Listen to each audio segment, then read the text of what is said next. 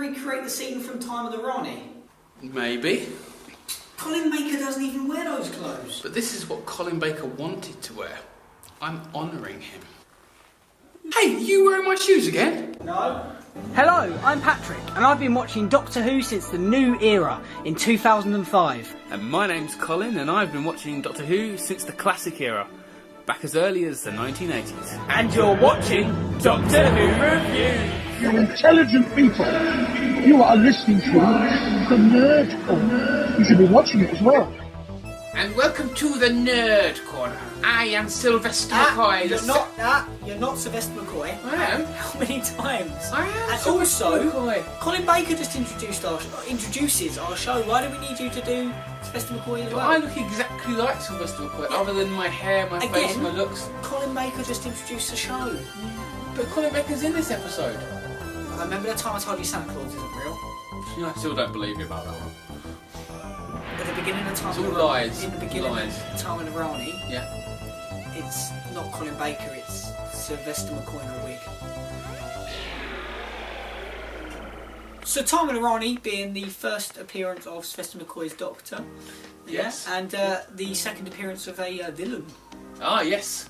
who is Kato Mara. as... The Rani. Oh, no, she does a fantastic job, and yeah, the Rani is a fantastic character. I don't know In why. many ways, I think her character improved in this one. Not that there was anything wrong with it in Mark of the Rani, Yeah, but of course, Time of the Rani being the beginning of Sylvester McCoy's era. yes. Who's the companion? Melanie. It's Bonnie Langford. Bonnie Langford. Bonnie Langford. Bonnie Langford. Bonnie Langford. Bonnie Now, Langford. I like Bonnie personally, Langford.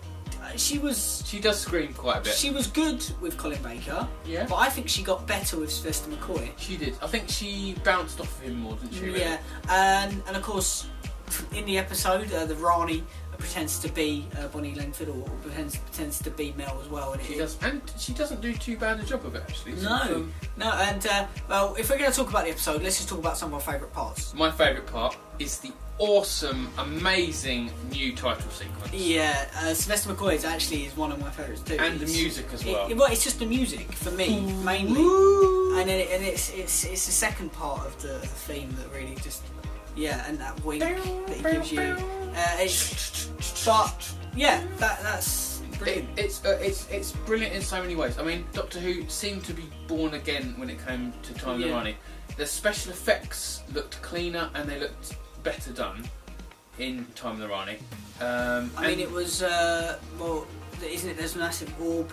Yeah, that the traps, the Rani's traps are amazing, really. Yeah, my favourite moment is well, in the whole of that. Of the whole time Rani is actually the bit where Sylvester McCoy's trying on his costume for the first time. It's when he puts on the little pretentious smell. Yeah, exactly, and it's the way that it's the Rani, so she's kind of like, oh come on, like get a move on sort of thing, and then it's the bit where he puts the Patrick Troughton coat over, and then he kind of pulls it off, and he's like and then there's that little guitar twang. Yeah, and there's like, all of that. That's a very humorous scene, and I mean. Though there's a lot in the Time of the Rani that I could say is my favourite part. That has to be my favourite part. It's just that final scene. Reveal. It's just that. It's the way he throws off the coat and he's like, like. Yeah, because you see him. He wears obviously a slight different version of the Fourth Doctor's outfit. He does. Oh yeah, he does, doesn't he? With a hat and he looks really small in it. He does. It's brilliant. Blatantly too big for him. It's brilliant that how Sylvester McCoy acts is, and the spoons. The spoons, yes, which is one of the things that led actually him got to cast. be as a doctor. Yeah. I mean, tell that story. What was it? It was at a party, wasn't he? I think he was at a party. I think, and he was playing the spoons, and someone went, "Oh, the doctor should do that. The doctor could do that. You should be Doctor Who." And then he went for the audition and got the part. They wanted someone who could be fairly amusing, but also could play the darker side of the Doctor. The mysterious. Which mysterious. Sylvester McCoy definitely brings to the table. Peter Davison was your first Doctor, but Sylvester McCoy was your Doctor. He was exactly sort of. It kind of. I mean, sort of. I went from really liking Doctor Who to loving Doctor Who. It's like Christopher Eccleston, my first Doctor. David Tennant, my Doctor. Because I mean, Chris Ferguson was the first Doctor I watched, But he wasn't there long enough. But then I loved David Tennant, and Yeah. he was my Doctor. Like I wanted to be. I don't want to be David Tennant. That sounds weird. You but are David Tennant. Am I? You're Sylvester McCoy. Precisely. Anyway, talking more about Tom and Ronnie, jump back onto that. So yeah, who were the other than the Rani?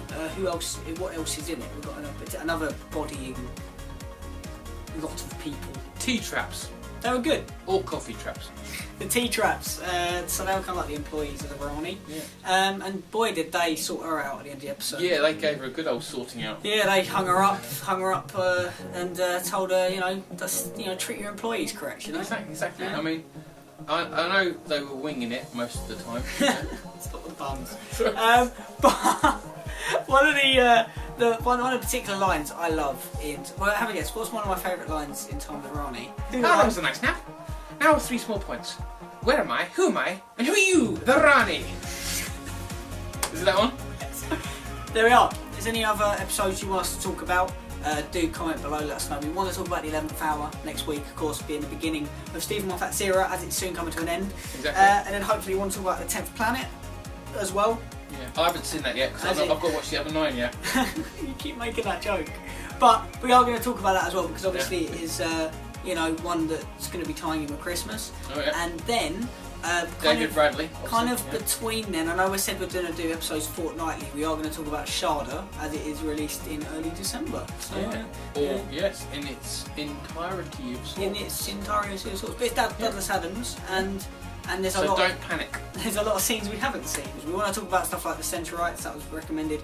We want to talk about just Trial of the Time Lords, whatever. Maybe a few just very different. We're trying to mix it up so we don't stick too much to one particular era. We're basically trying to kind of mix it all up and then kind of pick one out and speak about it, really. Time of the Rani. Yeah. Watch it. Canine and Company. I don't think so.